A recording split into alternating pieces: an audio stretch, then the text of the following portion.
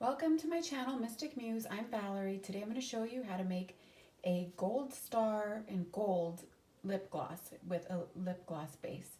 So before I begin showing you how, I'm going to show you what ingredients I'm going to use.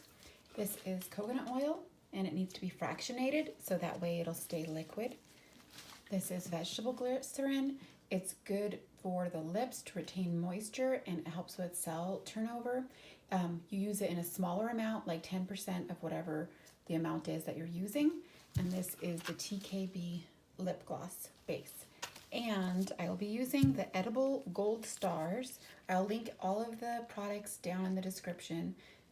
And 24 karat, I'll show you this in the video, gold leaf edible gold. All right, let's get started.